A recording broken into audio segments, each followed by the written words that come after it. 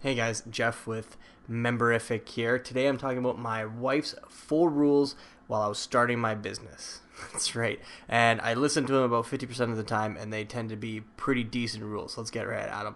So, number one, her rule was that I could only use $500 to start my business. Okay, that was one rule that I had to follow, number one, and it made sense simply because we were on a single income. We had a young daughter, and we just bought a house, and we needed some extra money. And so instead of my wife going back to work early, we decided that I would start an online business as opposed to getting a second job because I wanted to be home with my family. But the rule was that I could only use $500 to start the business, okay, which was an outstanding rule that turned into something a little bit different because when it comes to money, that I had to pick the things that I needed, not wanted, needed to start my business. Okay? And that was software for animations, that was a host for my website, and a few other little things that I needed in order to kind of get ready for kind of giving people my content.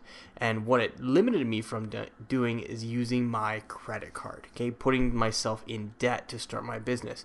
And if you guys have ever realized what debt can do to a business, you know what I'm talking about. Or if you've started your business and you put a lot of money into really high-end courses that are online right now and bought a few of them, you know how crazy difficult it is to come out from behind that 8 ball after you've started behind that 8 ball and in debt. And so that rule that I stuck to, only $500 to start a business, that required me to go for my needs, not for my wants, and to learn to really bootstrap, like truly bootstrap, and not go into debt and screw my company from the beginning. And so it worked out in a great way using just $500.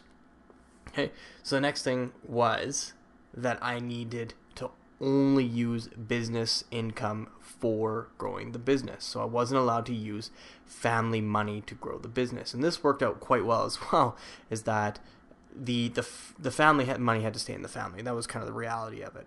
And so what it did is that I wasn't allowed to use any Facebook ads. I wasn't allowed to use any Google AdWords unless I was making an income with the money or with the business. And so that was a really important rule that I needed to follow.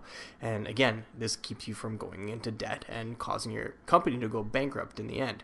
Okay, and so I had no Facebook ads and no Google AdWords. So it required me to actually seek out and research and look where my students or my potential customers were. Okay, and so this actually made me go to like Quora, made me go into Reddit, made me go into Facebook groups, and made me kind of scour Twitter helping people. And so that's basically how I did. I went to person trying to find people to help, and they saw me as an instructor, as a teacher, and they were drawn to me. I brought them into my own Facebook group, and they became students in the end after I kept on basically courting them until they decided that they wanted to be helped by me long term. And a lot of those people that I helped that way are still members today. And what's kind of funny is that my business is built on a membership or a recurring revenue. So what matters is how long I keep those members. Okay? Not how many sales I can make, but how long I can continue that relationship with those customers. And so that was a big thing, and not using family money to basically kind of speed up the process and use Facebook ads and use Google AdWords. I'm glad that I didn't go that route, simply because I would have put myself in debt. And what if they never worked? Then I have no other way to acquire clients. And that doesn't work for businesses, obviously. And so this helped me learn how to kind of almost like guerrilla market. And that's kind of what I call it, is that simply seeking out members and seeking out people that needed help. I gave them my help, and all of a sudden they became members themselves. Okay, so another rule was that I wasn't allowed to work on the business when the family was awake. Okay, yes, this did require a lot of late nights. Required some early mornings. My kid gets up at 5, and so don't have a lot of time in the mornings anyways, but it did require some early mornings. And so yeah, I spent a lot of time on my computer working on my content and working on my business when my whole family was asleep. Okay, and this this wasn't a success rule. This was more of keeping my family together rule, and I thought that was very important to add here. And I tried my best to keep it legit. I got caught on my phone a few times, got caught on my laptop a few times while the kids were awake. So this is one I did break a couple times, put me in the doghouse.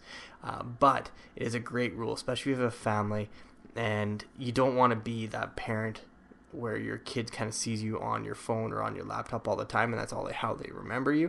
I didn't want that. I'm glad that I had that rule, and I, used it 80, 70, 40% of the time to try and make sure that my business life and my family life were separate, so that way I could enjoy both at different times. And so my kids grew up seeing their dad, as opposed to see me work at a business and not really focused on the family life, which wasn't how I wanted to work. Okay, so this is a great rule for you. If you have kids, make sure that your kids are growing up and seeing you as a father, as a mother, and try and really focus on your businesses in the times that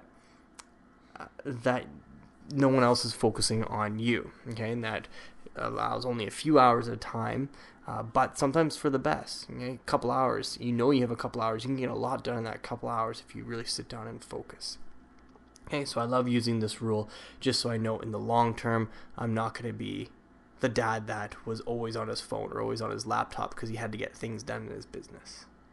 Okay, and the last rule, probably the most important rule, is that I'm not allowed to listen to podcasts. And if my wife caught me while I was listening to podcasts and the kid is climbing the bookshelf beside me, I am in a divorce situation.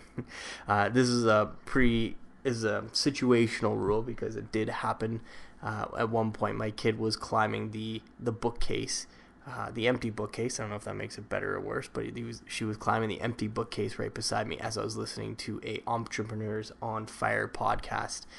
And as soon as my wife found out that I was listening to podcasts, and she found the kid right beside me climbing up the bookcase while she was bringing down lunch, that almost ended my life right there. And so that became a rule very quickly, and I have never broken that one since that day, because mostly I'm afraid of my wife.